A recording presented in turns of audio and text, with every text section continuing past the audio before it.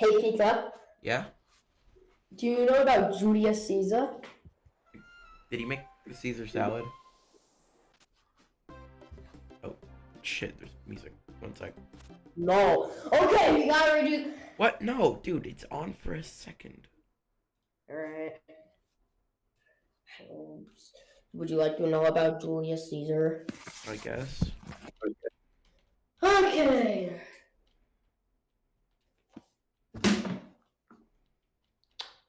Galerius Julius Caesar. Hilarious?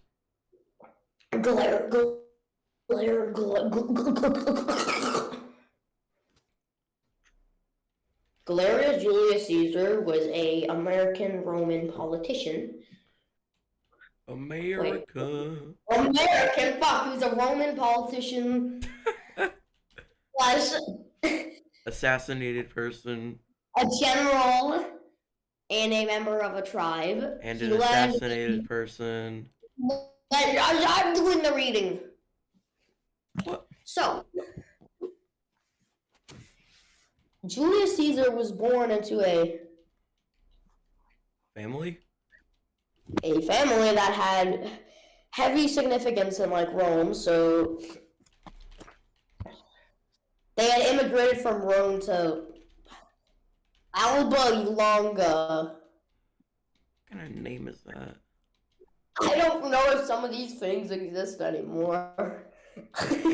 Probably not. When was this? Like the 1937s? 100 BC. Oh, okay.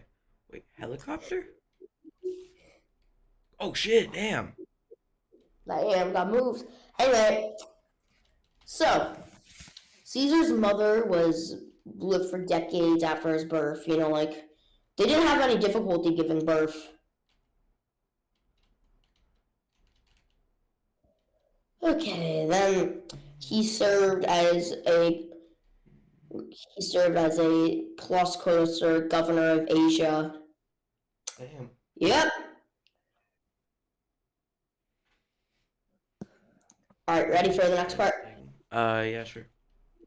Caesar's father was basically a kind of like a little bit of a fighter. Basically, a lot of people where they have beef. Basically, a lot of countries had beef with each other because this was back in Rome. So they're like, we want big land. And then the other country would say, no, you can't have that land. And then they would like, but I want that land. And so then they would fight for that land. You get that?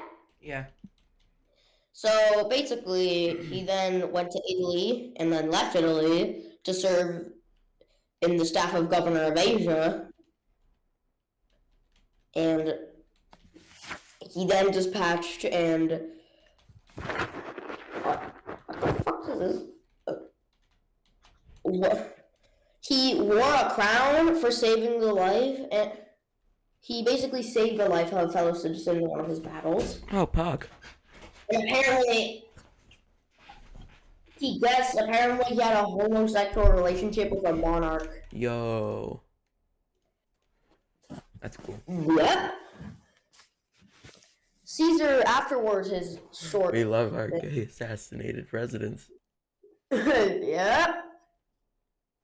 Afterwards, Caesar attacked some aristocracy, Solon. He was basically... He tried to prosecute them. He got his ass kicked. Like literally So, and like, metaphorically. a bit of a well-known figure. He was staff of a governor of Asia. He was more of like a, you know. But at this point, this is where he enters to politics. Political. Political. I feel like we've been talking about a lot. We've been talking about a lot of politicians. Like, Yep. last episode was JFK. He went absent and co-opted in a deceased relative's job, and they are basically, he returned and was elected of the military tributes for 71 BC. He didn't serve in a war that was going on. There's no evidence that he did serve in the war that was going on. He did serve under he did serve under Vetus in Hispania, but before he left, his aunt died shortly after he left. So Oh shit. It's a little bit of a yikers moment. Yeah. Then he then gets more and more into politics, and this is where we're introduced. Let me introduce you to Pompey. What kind of name is that? His full name is Ganius Pomperius Magnus.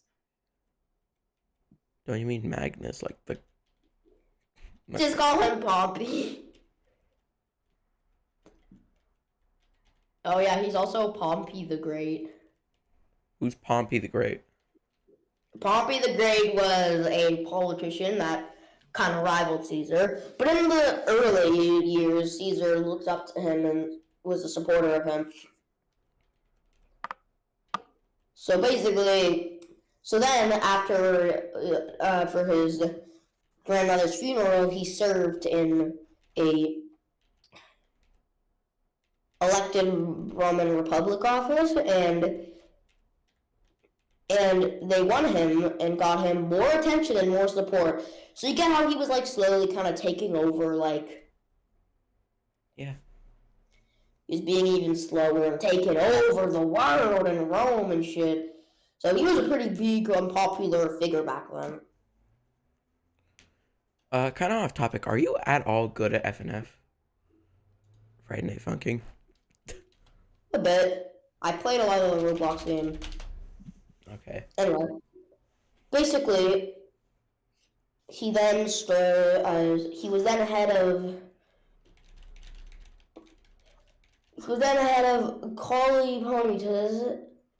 the Colleague of Pontiffs, but he was kind of a state member at that time. And then, basically, Caesar came out, elected for tribes. He then faced two influential, very popular senates, Quintus Lucius Capus Capellinus What? and Publius Servius Icercus. You got that? Barely. Don't expect me to pronounce these names normally, by the way. I am. You're the history guy. These names are so annoying. Caesar then won the thing against the two senates, and then, he was like, ha ha ha, I am the big league. He's in the big leagues now. So Well, then no he shit. won and got more and more and more popular. He then basically, he did a couple of things and basically accused someone of completing the rebuilt temple of Jupiter Orpus Magnus. It's apparently some really big, important temple in Rome history, so getting to build it was like an honor. You get that? Yeah.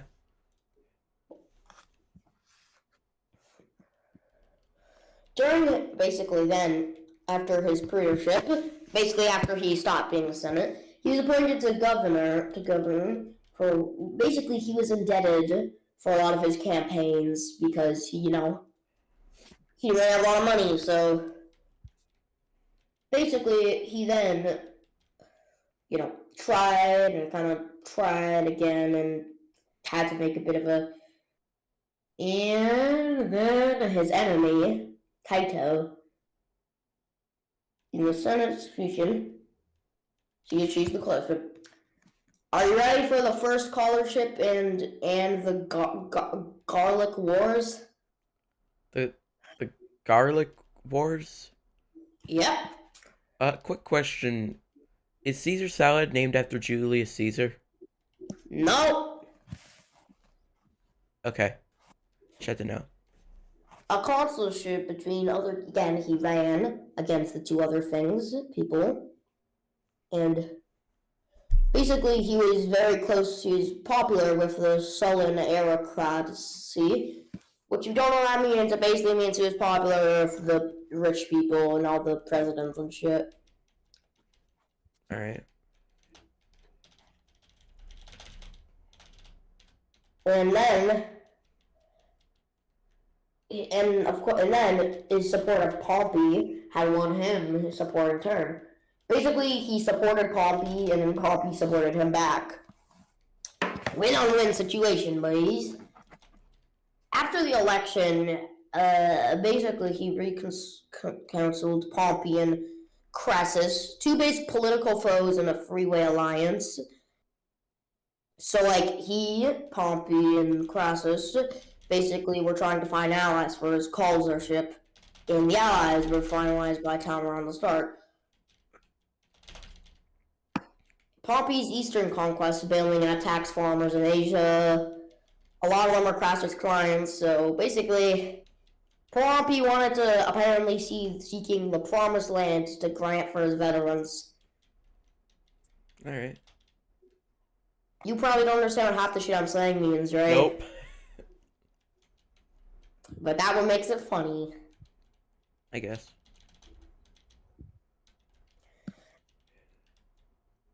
Anyway, Caesar's first act was to publish the minutes of the Senate and the Assembly, signaling the Senate's accountability for the public. Basically, he sent in a bill to stuff, and I guess that was a fine decision. Anyway, then his enemy Caito was like, ha ha ha ha, you little Caesar, I am going to end you.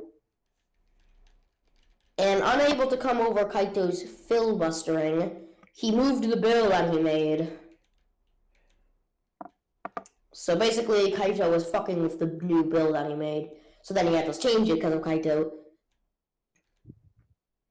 He was also brought before tax farmers, same thing that happened to Crassus, because Pompey was basically kind of bailing out the tax farmers who were Crassus's clients. So there was a bit of like tension going on between all three of them. So then,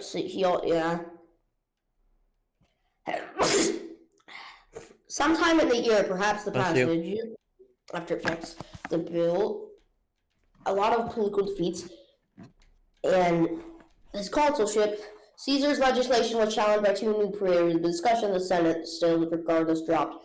Anyway, he stayed near the city during mid-March. So, basically, after Caesar's conquests, and during one of the Gallic Wars, Caesar wrote his favorite to acknowledge as one of the greatest works of Latin literature. It was basically him detailing shit. Yay! And then, some volumes covered his operations in Gaul. What's Gal? Gaul is like a old Roman country. Alright. It was some mid-state of instability, so he kind of needed to do something about that. So basically, tribes had been raiding Gaul, and there was a struggle going on between two tribes. The tribes were like, I want to take Gaul, and they're like, no, I want to take Gaul, and then Gaul was just kind of in the middle of this, like, should I have a say in this? No! Okay. So then, Caesar was then basically like, Gaul people, I will resolve this situation. So yeah, basically, it was when he migrated through the territory and he defeated the two countries in a battle and forcing them to return to their original homes. And basically then, the king of Subai, which is basically a large group of ancient German people back in the day, and then he spent most of 56 BC suppressing the Belgae authorities and dispersing a ton of troops he had. And he's seeking to do more for his military reputation. He enraged Germans attempting to cross the one which marked the Roman frontier. So the one was like a bridge that led to the Roman area. He then pissed them off. So then he led them to, and he was defeated but he won a major victory when forced one of the countries to surrender. Then he suppressed any remaining resistance. Do you get what I'm saying? Yeah. So then he was very popular at the time and very young and smart, so he was kind of like, what should I do with my big authority and power? And then politics in Rome were kind of getting a little wishy-washy. And there were basically two tribes who basically were supporting different allies. And then after Rome sent the news of Caesar's victory in Gaul, a lot of people were optimistic that Gaul had been pacified. So basically, they voted Caesar on president 50 days after Thanksgiving. Such reports basically were necessary for Caesar because of how popular he was. He was recognized when the Senate voted state funds for some of Caesar's legions, which under the time Caesar paid for personally. So do you get how popular he was back then? Yeah. He Yeah. was like the OG Rizzler. God damn it. That doesn't make any sense, but it's funny. Yeah. Did laugh. And this is where we get to the Civil War. Dun dun. Duh! So, wartime, bitches! So, it started between a period. Basically, the trust between Julius Caesar and Pompey the Great had basically became nothing very friendly. So he was Caesar's having to basically pull up a ton of weight between like protecting Gaul and protecting the country and protecting Rome and nothing other tribes. So he had a lot on his table that he needed to do. As 50 BC progressed, fears of the Civil War became to grow, as Caesar and his opponents were building up troops in southern Gaul and northern Italy, both of them doing it respectively. Alright. And basically, there was a disagreement as the specific why Caesar marched Rome. A theory was that Caesar was forced to choose, which denied the immunity of his proclaimed tenure. Between prosecution and conviction, conviction is admitted. Some scholars believe the possibility of sexual prosecution is deemed unlikely. Caesar's main objective was to basically conversations, and he would reject and was war justification that Pompey, his allies, were planning to have a bit of a war and suppress the Roman people to elect Caesar and honor his accomplishments. He wanted the Roman people to think he was the funky dude. So then Italy, Spain, and Greece were in this. And around January 49 BC, the Senate's final decree, Caesar crossed the Rubicon, which basically means passing a point of no return And in a single legion, they ignited civil war upon crossing the river Caesar, according to Plutarch, claiming that Caesar's marching quickly for Rome. Caesar captured some communication routes to Rome and opened negotiations, but they fell apart very fast. Caesar responded by advancing south, seeking to capture Pompey to force a confession. Now is this getting exciting? Yeah. This is like our first war episode. So like, are you just picturing in your head him just running to Rome? Yeah. Just as he opens the door to Rome, don't worry, Daddy's home.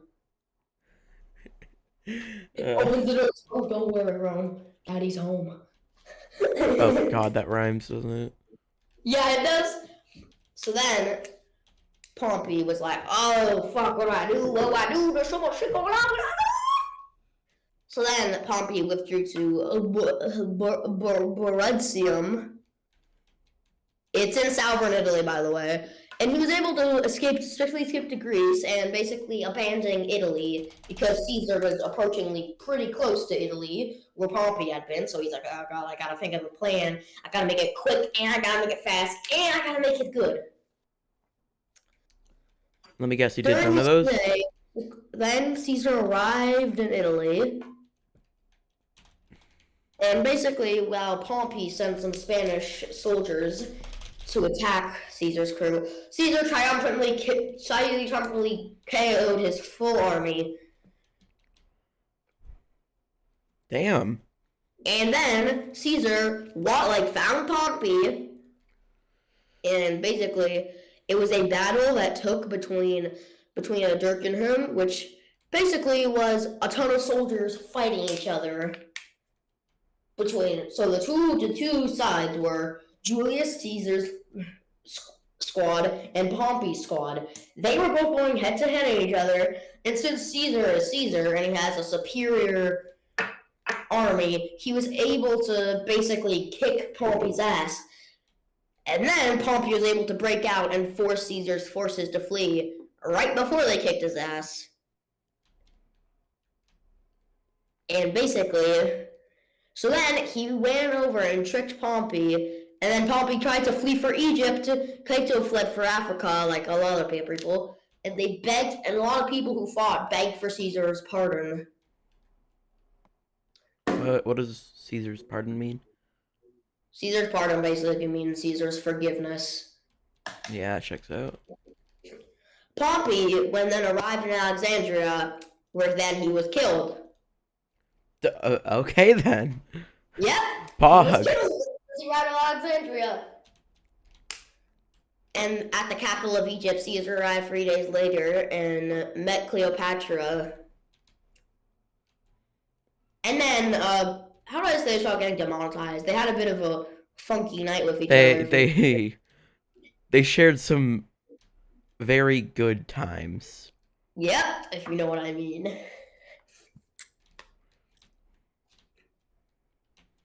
They definitely enjoyed themselves, per se.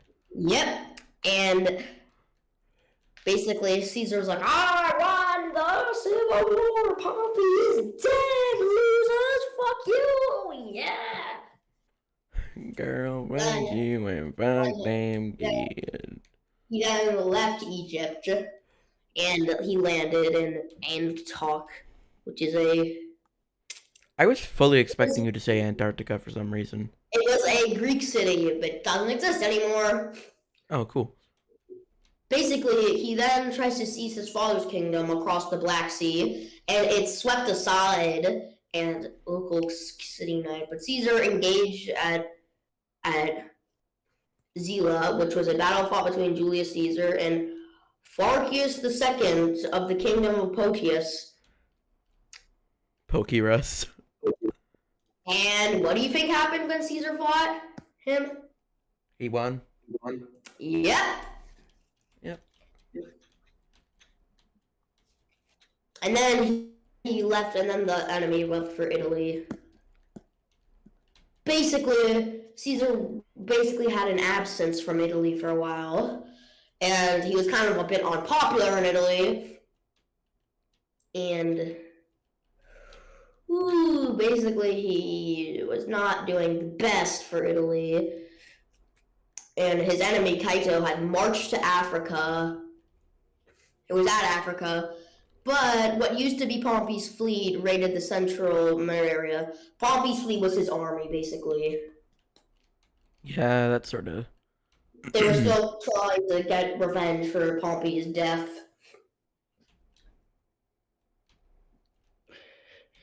Then he demoted someone on his return, and overseeing an election that happened, he then would serve with Lepidus as consul. Lepidus was a famous figure back then. And Caesar basically was in Africa, And then he actually got defeated by a high-ranking military officer, Titus Labienus.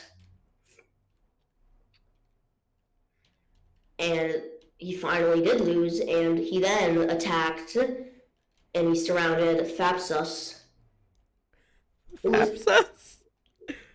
It's literally spelled T-Hap-Sus. Pretty sure it's Thapsus. Or Thapsus. Either way, Among Us. Oh, probably Thapsus. Thapsus, I don't care. These names are getting so hard to pronounce.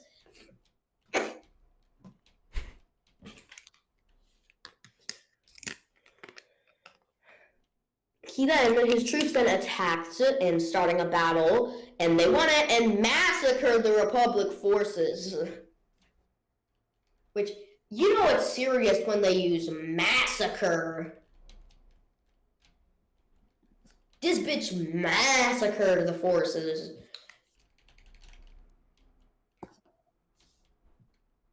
And he then arrived to look for Kaito, and Kaito had killed himself. Oh, so he killed himself. And you're probably wondering, this is everything? Yep, it's got a little rapid fire. Kaito's enemy killed himself because he had nowhere else to go. Anyway, Caesar stayed in Italy to celebrate his triumphs, and he made a ton of enemies, but it's fine. He led Cleopatra's younger sister into basically a area where he executed Cleopatra's little sister.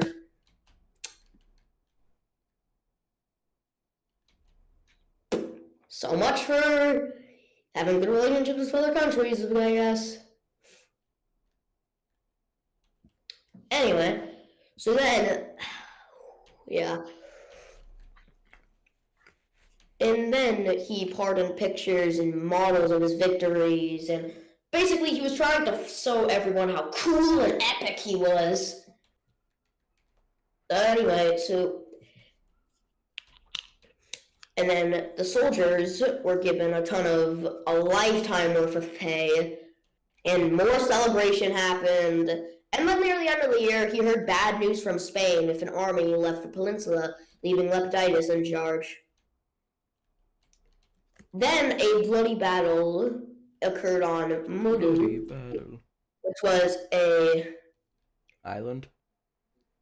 Yeah, kind of an island between some of Pompey's other soldiers, and he narrowly found victory, and his enemies died, and he had massacred them all.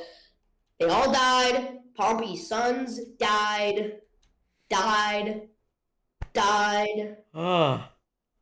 Then he arrived in Rome October the same year and celebrated that he basically stopped a ton of wars. Yippee!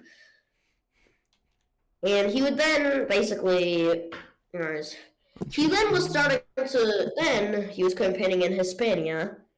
So he was, again, trying to show how cool and hip he was to everyone. Like, and then he pardoned almost a lot of stuff, and they had no serious opposed public to him. He was basically he was doing great. Celebrations were being held. April was to honor Caesar's victory against Muda. And then he returned to Italy, and he filed his name with his new grandnephew, Gaius Octavius. Yeah. He wrote that if Octavia died before Caesar did, Demetrius Junius Brute Albius would be the next heir in their succession. He then was crossing in Rubicon, and basically he wanted to suppress a lot of armed rebellions out there, so he did that. One of his goals was to one of his best goals was, one of his most famous things was basically he defeated Pompey. Does this make sense? Yeah. Pompey. He then returned to Rome. The Senate granted his triumphs or his victories in Gaul, Egypt, former queen, and were held at beast hunts. And basically, again, he was being really popular, and Everyone loved him. And he made a ton of changes, but the most important change was his reform of the Roman calendar. Wait, so is that the modern day calendar? Uh, the traditional calendar was basically he replaced it with a solar Egypt calendar, and Roman farmers used it for a while, and everyone was like, "Yay! He gave us good places." Everyone's like, "Yay, Caesar!" He then passed a few more reforms, and he carried out his land reforms. He rebuilded a couple of things, and he wanted to convert Oceania, which was a ancient Roman Oceania. city, to a major port. Sorry. Sorry. Do you mean Oceania? Yeah, Pretty sure it's a country. he wanted to make it a very major port. Uh, So then he did a ton more reforms. A lot of his political appointments are very complex and very much uncertain, but he held both a dictatorship and altered between the consulship and the proclamationship. A consulship is a consul is basically a highest elected Rome, and the procuratorship was a ancient Rome who acted on behalf of a consul. So basically, he was switching flippy-floppity between those two things. He was then, which made basically, they allowed him to veto to the Senate. If you don't know, veto means basically yeah in a lot of words. Although one occurrence, they did try to obstruct him, but that didn't happen. Not yet, at least. He got a little spicy. He then returned to Rome, and the Senate had basically depleted. The ranks of the Senate basically are been depleted at this point. And he was saying basically, he was being an ordinary kind of Senate, like ordinary ancient Roman political figure. And people were like, this dude's cool. They still liked him. He was given his right to speak during his first during Senate meetings. He then increased the number of administrators who were elected every year, and he created a large pool of experienced politicians and allowed Caesar rewards for their supporters. He then even tried to transform Italy to a Roman province. Didn't work by Caesar's successor, and he resigned his position as the consul and solicited the election of two successors in the remainder of the year when he resigned. And he was frequently out of Italy for a long time. He then prepared for a war against the Parthian Empire. It was an invasion. Caesar planned an invasion on an empire, so he limited himself and made some more laws that basically Caesar was then appearing as a session of the Senate. Several senates have visited Caesar. Basically, you're supposed to hang with a lot of senates. And basically, let's just say some of the senates didn't really like him that much and wanted him gone. Mark Antony learned of the plot before the night, one of his reporters, and he fed the worst to hit Caesar off, and Antony tried to come to Caesar's aid, didn't work, and held. Caesar arrived at the Senate and presented himself to recall his exiled brother. So basically, Caesar was doing a meeting. Were you listening? Yeah. He was doing a meeting, basically, and a lot of senates didn't like him, so they wanted him gone. And then he talked about his exiled brother, and the correspondence crowded down. And then Kimber, one of the boys, pulled his shoulder and pulled down his toga, Caesar then cried to Cimber, "What is this violence?" And then another correspondent produced his dagger and made a glancing thrust at Caesar's neck. Caesar then turned around and basically, I think you know what happens next. Yeah, he's been stabbed by like 3 trillion people. He basically was struggling against the bull, and a Wait, lot wait, of wait. Did I go a little bit too far? what? Did I go a little bit ahead of time? Of what? Saying that he was stabbed? No. This is the part where he died. Oh, okay. I just wanted to make sure.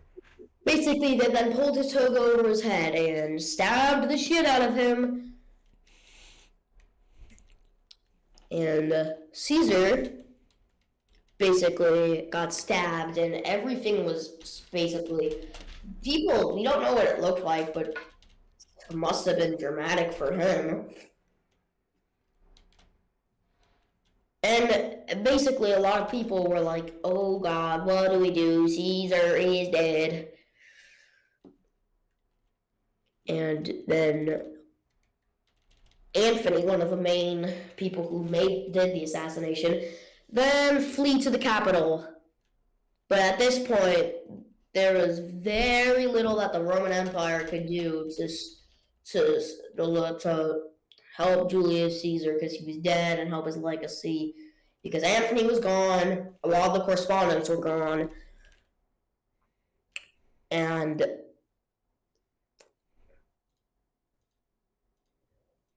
then at this point, since Caesar was dead, a lot of the soldiers weren't doing too hot, and Roman and the Roman lost battles and battles and battles,